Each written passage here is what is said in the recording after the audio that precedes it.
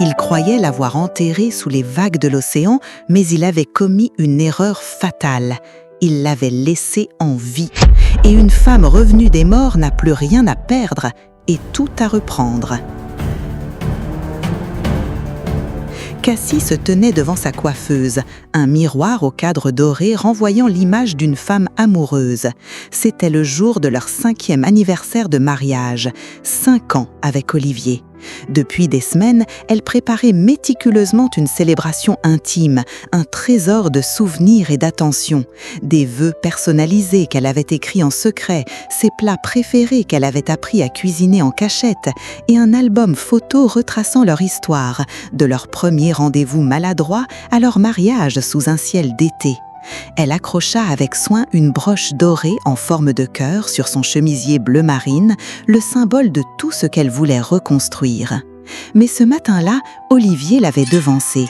« J'ai aussi préparé quelque chose », avait-il annoncé, avec un sourire usé qui, rétrospectivement, aurait dû l'alerter. « On va à la mer. J'ai loué un bateau privé. Juste toi et moi. » Les yeux de Cassie s'étaient illuminés, balayant ses doutes. « Tu as fait ça ?» murmura-t-elle en le serrant fort dans ses bras. « Ces derniers temps, tu étais si distant.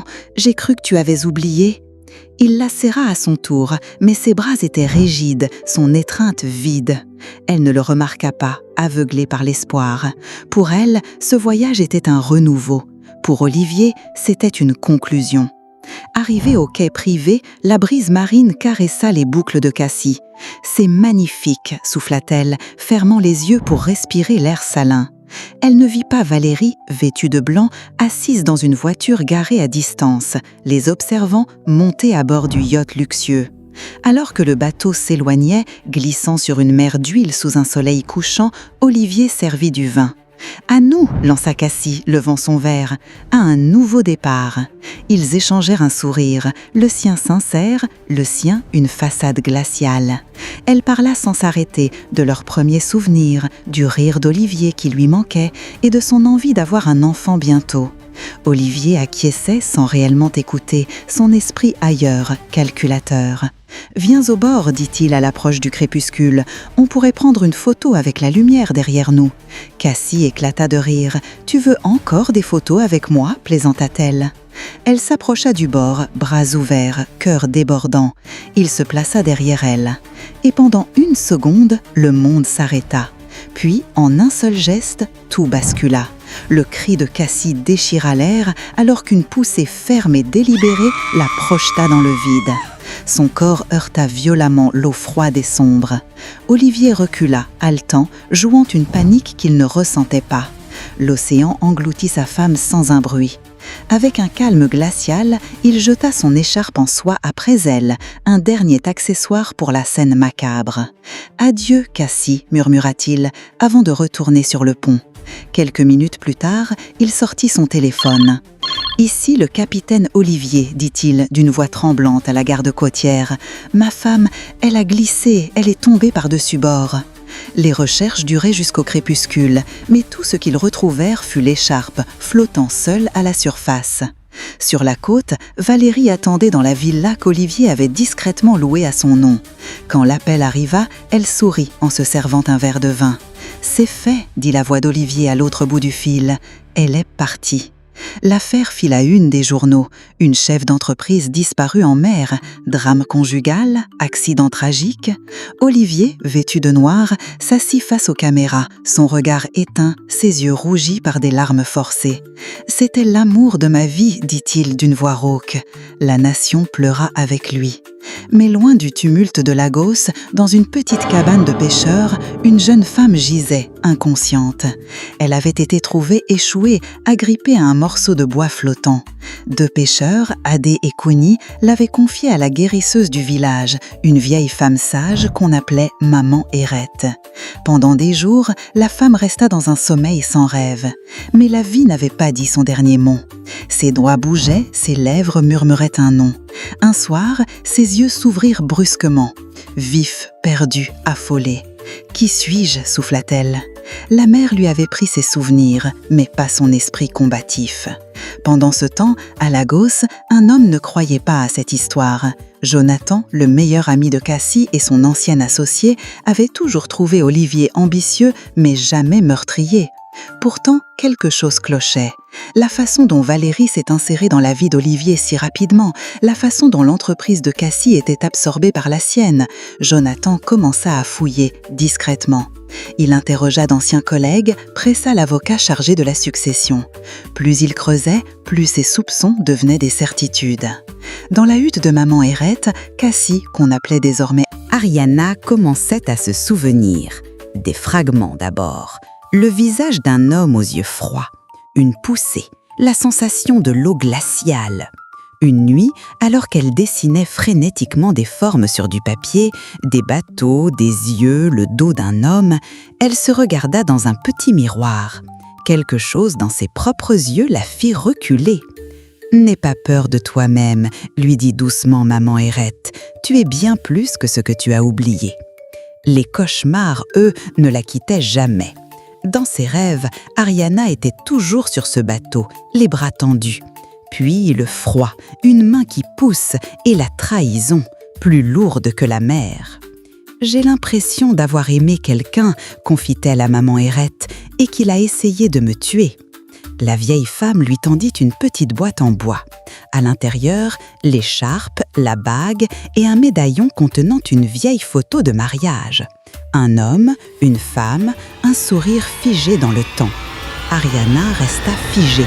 « C'est moi », dit-elle enfin, les larmes coulant librement. « Je m'appelle Cassie. » Elle pleura, non à cause du souvenir, mais à cause de tout ce qu'elle avait perdu. Son fils. Elle se souvint. Un petit garçon, Eliane. « Il m'a trahi, murmura-t-elle, la voix vide, et le monde croit que je suis morte. » De son côté, Jonathan recevait un email anonyme. À l'intérieur, des documents, des contrats signés avant la disparition de Cassie. Et une photo. Olivier et Valérie, bras dessous, dans une station balnéaire. Une semaine avant la mort de Cassie. La date ne mentait pas. Cassie n'était plus la femme qui avait été jetée à l'eau. Elle était devenue Ariana. Elle attacha ses cheveux en un chignon strict, appliqua un rouge à lèvres écarlate et enfila un tailleur bleu marine impeccable. « Tu voulais m'effacer, dit-elle à son reflet, mais je vais m'imposer. Cassie est morte. Tu vas faire connaissance avec Ariana. Et elle ne pardonne pas. » Ariana arriva à Lagos comme une ombre portée par un but. Elle loua un penthouse en centre-ville sous sa nouvelle identité. Miss Ariana Cole, une consultante internationale redoutable. Ironie du sort, le cabinet qu'elle recruta pour l'assister était le même qui gérait les fusions d'entreprises d'Olivier. Un jour, Jonathan se présenta dans le parking souterrain du cabinet. « Je sais qui tu es », dit-il fermement. Cassie inspira profondément. « Alors tu sais que je ne devrais pas être ici. Tu sais ce qu'il m'a fait. Pourquoi tu me confrontes ?»« Pour t'aider, répondit-il, la gorge nouée. Dis-moi ce dont tu as besoin. »« L'accès, répondit-elle, aux anciens dossiers, aux emails, à tout ce qu'il a volé. » Grâce à Jonathan, les pièces du puzzle s'assemblèrent. Des fuites anonymes commencèrent à apparaître, des procès-verbaux de réunions secrètes, des contrats trafiqués, des virements signés au nom de Valérie. Les médias commencèrent à renifler quelque chose. Fraude, corruption. Valérie, tremblante, confronta Olivier un soir. « On va aller en prison. Tu m'avais promis qu'on ne remonterait jamais jusqu'à nous. »« J'ai rien balancé, » cria-t-il, les yeux fous. Mais tous deux savaient que quelqu'un déshabillait leur empire, couche par couche. La confrontation finale eut lieu dans un lounge privé et feutré, le Grand Tortig Lounge, le même nom que sur la lettre mystérieuse que Jonathan avait reçue. Olivier arriva, nerveux, et la vit assise dans l'ombre. « Cassie, comment ?» balbutia-t-il. Elle frappa la table. Il sursauta. « Cette femme est morte, Olivier. Tu l'as tuée. » Il pleura vraiment cette fois. « On peut réparer ça. Tu peux pourrir, coupa-t-elle. Je ne cherche pas la justice des tribunaux. Je veux la justice des conséquences. Le lendemain matin, la police fédérale du Nigeria frappa à la porte de la villa. Monsieur Olivier Hollande ouvrait immédiatement. Nous avons un mandat d'arrêt pour tentative de meurtre, fraude financière et obstruction à la justice. Valérie, en bas, laissa sa tasse de café se briser au sol. « Qu'est-ce que tu as encore fait ?» cria-t-elle. De la fenêtre de son appartement, Cassie regarda la scène. Eliane endormie dans ses bras. Elle ne souriait pas. Il n'y avait aucune joie dans cette image, juste la fin d'un cycle.